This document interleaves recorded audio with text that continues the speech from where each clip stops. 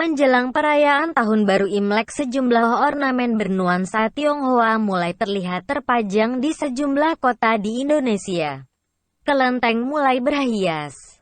Lampion-lampion yang sebagian besar berwarna merah juga terlihat menggantung menghiasi kota. Seperti Jakarta, Medan, Solo dan Surabaya. Imlek atau perayaan Tahun Baru berdasarkan penanggalan yang berpijak pada pergerakan bulan memang lekat dengan bangsa Tionghoa. Tradisi ini dipegang keturunan Tionghoa di berbagai negara, termasuk Indonesia. Bangsa Cina memang memiliki peran besar dalam peradaban dunia, terutama daya jelajah masyarakatnya ke pelosok dunia. Hasil penelitian juga memperlihatkan bahwa historiografi atau penulisan sejarah Indonesia tidak lepas dari peran bangsa Cina di Indonesia. Aktivitas kerajaan di Nusantara misalnya, yang sudah terekam dalam jurnal atau catatan penjelajah Cina sejak abad ke-4 hingga abad ke-7.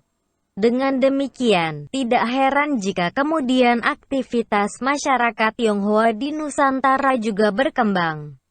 Hingga kemudian masyarakat Tionghoa juga berkontribusi dan memiliki peran besar dalam perjalanan sejarah Indonesia.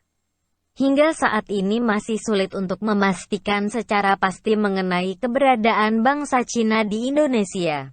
Dugaan awal masuknya bangsa Cina di Nusantara diketahui berkat penemuan benda arkeologi.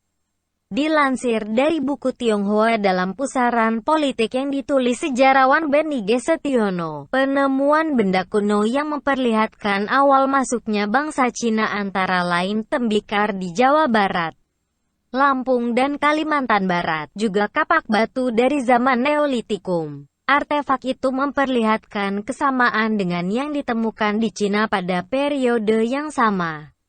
Penemuan lainnya adalah genderang perunggu berukuran besar di Sumatera Selatan yang termasuk dalam budaya Dongson atau Heger Type 1 pada periode 600 SM hingga abad ke-3 Masehi. Nama Dongson diambil dari desa kecil di Tan Hoa, Teluk Tonkin, di sebelah utara Vietnam. Genderang perunggu dengan tinggi sekitar 1 meter dan berat lebih dari 100 kg itu memiliki kesamaan dengan genderang perunggu asal Cina yang berasal dari masa dinasti Han. Penemuan sejumlah benda arkeologi itu memperlihatkan bahwa ada kemungkinan terjadi lalu lintas pelayaran yang dilakukan masyarakat Tionghoa di Cina dengan masyarakat Nusantara. Dugaan itu juga didukung dengan berbagai kronik dan cerita dari dinasti Han, terutama pada masa pemerintahan Kaisar Wang Ming atau Wang Mang. Pada masa itu bangsa Cina mengenal Nusantara dengan sebutan Huangse. Perkembangan lebih lanjut adalah dengan penemuan adanya koloni masyarakat Tionghoa di Tuban, Gresik, Jepara dan Lasem pada pemerintahan Kerajaan Airlangga. Penemuan serupa juga terdapat di Banten. Masyarakat Tionghoa dapat bermukim dan menjadi koloni setelah mereka mampu beradaptasi dan diterima dengan masyarakat setempat. Koloni itu kemudian terus berkembang hingga terjadi pembauran. Historiografi bangsa Cina memiliki peran besar dalam historiografi Indonesia. Salah satu tokoh yang mencatat mengenai eksistensi Nusantara atau Indonesia sejak awal adalah Fahian, yang dikenal juga sebagai Fasian, Fahian atau Faksian. Benny G. Setiono menulis bahwa Fahian yang merupakan seorang pendeta atau biksu itu mengunjungi Pulau Jawa pada 399 sampai 414. Saat itu dia dalam perjalanan menuju India. Perjalanan Fahian itu ditulis dalam buku berjudul Fahueki. Jejak penjelajahan Fahian itu kemudian diikuti oleh Sun Yun dan Huining dalam perjalanan ziarah menuju India. Catatan perjalanan lain yang memperlihatkan eksistensi Nusantara dalam ekspedisi bangsa Cina adalah yang ditulis oleh Ising. Pada 671, pendeta Ising berangkat dari Kanton menuju Nalanda di India. Perjalanan itu ditulis secara detail dalam buku Nan Hai Chi Kue Fa Chuan dan Tatang Siuku Fa Kao Seng Chuan.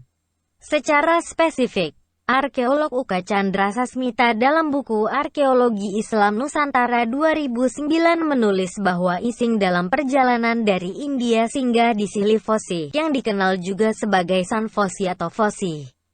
Arkeolog dan sejarawan George Coedes mengidentifikasi Silifosi sebagai Sriwijaya. Identifikasi ini sebagaimana dikenali dalam prasasti tertua Kadatu, An Sriwijaya di Sumatera Selatan. Sejumlah catatan sejarah itu menginspirasi para penjelajah Cina untuk mendatangi Nusantara.